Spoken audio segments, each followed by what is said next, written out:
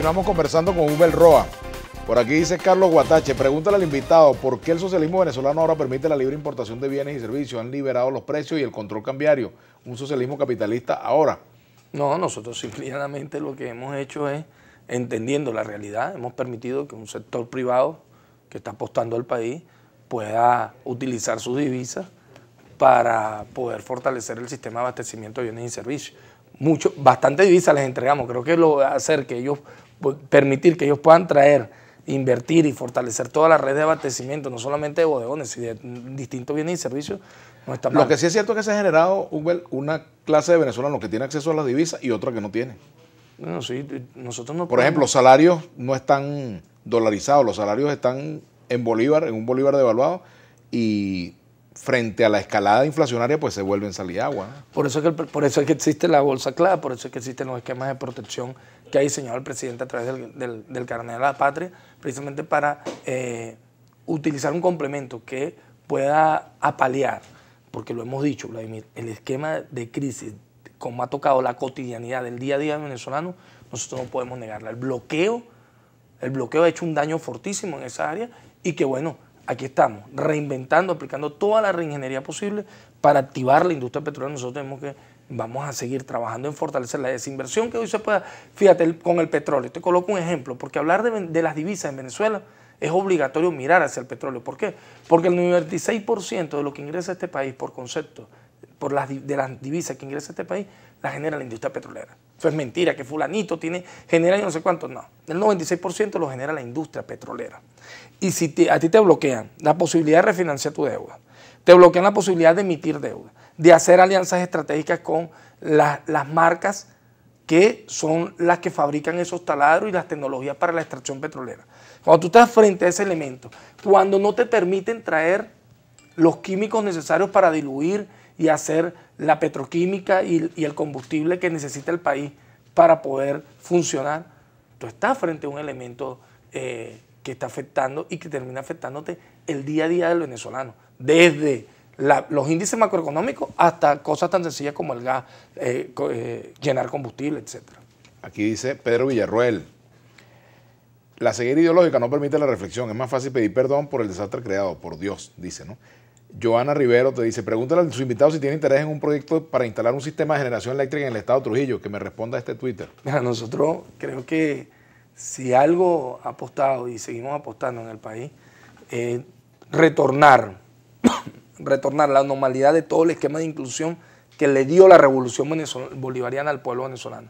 Y eso sí, hay quienes dicen, bueno, excusas del fracaso. No, nosotros exhibimos y seguimos exhibiendo, Vladimir, porque esto hay que decirlo, en el mundo, porque no puedes tampoco analizar a Venezuela sin analizar el resto de los países de América Latina.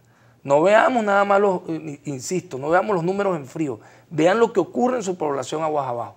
Nosotros digan lo que digan, nosotros ni siquiera, nosotros a pesar de todo el esquema de bloqueo, jamás el país ha permitido que se genere una hambruna.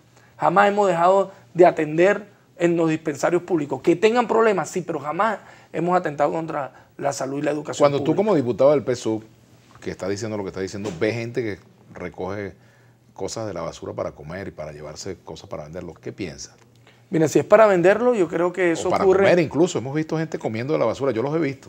Mira, nosotros, por eso tenemos una misión que se encarga de ver a esas personas, recogerlos, llevarlos a los centros de cuidado. Nosotros entendemos. Pero eso no es una señal de fracaso de un sistema político. No, es una señal de que hay un bloqueo que dañó un sistema político exitoso que cuando tú lo revisas, y yo te invito, revisa el índice, que ahorita, por supuesto, han querido cuestionar porque... Me parece que aquí es el país donde no se publican cifras, aquí las estadísticas... No, pero los organismos internacionales han publicado cifras. ¿Pero por qué los nuestros no las publican? Banco Central, por ejemplo, la cifra de salud, destituyeron a una ministra porque publicó un boletín epidemiológico, etcétera.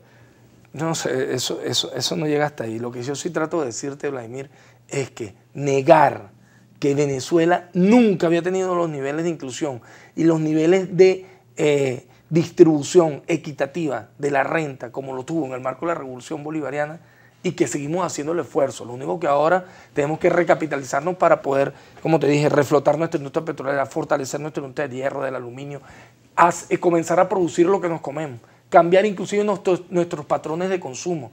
Por hay que decirlo, era una economía que todo lo importaba y que no nos importaba si producíamos o no. Ahora tú ves cómo el campo venezolano, los productores toman, tanto los pequeños, medianos y grandes productores han entendido de que una fuente de ingresos y una fuente de generación de riqueza potentísima es reactivar el Producto Interno Bruto, reactivar el mercado interno. Hugo, te había dejado pendiente un tema que no hemos tocado, que es el del Consejo Nacional Electoral.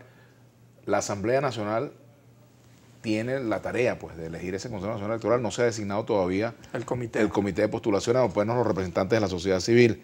¿En qué estado se encuentra eso? ¿O vamos a tener un CNE nacido del Tribunal Supremo de Justicia? ¿Qué es lo que viene? Eso es parte de la diatriba y de la matazón y del no ponerse de acuerdo de la oposición venezolana. No se ponen de acuerdo todavía sobre las personas de la sociedad civil que se van a escoger para poder participar en este comité. Nosotros sí estamos muy interesados. El presidente lo ha dicho, es parte de los acuerdos. Pero ustedes quieren que el CNE salga de la Asamblea Nacional. Nosotros queremos que la Asamblea Nacional vuelva a su normalidad, Vladimir. Nosotros, de hecho, estamos convencidos de que nunca debió un poder pretender subrogarse o ponerse por encima del resto de los poderes del país. Por el contrario, la Asamblea Nacional tiene que asumir el rol y las responsabilidades que le tocan, y no lo hacen por un tema de que no responden a una agenda de ellos mismos. Ellos responden a una agenda que les impone el imperio norteamericano. ¿El PSUV está trabajando en la posibilidad de desbancar a Guaidó de la presidencia de la Asamblea Nacional? ¿Están en eso? Mira, nosotros estamos mirando cómo ellos están, entre bandidos se están destruyendo. Nosotros estamos allí a la espera. Que, si nos toca apostar, nos gustaría, ojalá allí pudiera llegar alguien que tenga interés por los intereses, valga la redundancia, del país, que tenga interés nacional, que apueste a los intereses nacionales. Pero yo por lo menos soy poco optimista en esto. Como te dije, creo que la historia lo va a demostrar, Vladimir. Esta es la oposición más lacaya y más rastrera que ha existido en la historia de la República, y hay uno de esos líderes, no solamente es quien hoy se autoproclama como presidente, sino el mercenario mayor, el Judas, lo peor que ha podido existir en la patria, como lo fue Julio Borges. Tenemos que hacer una pausa. Regreso, continuaremos conversando con Hugo Roa. Hugo Roa a la 1.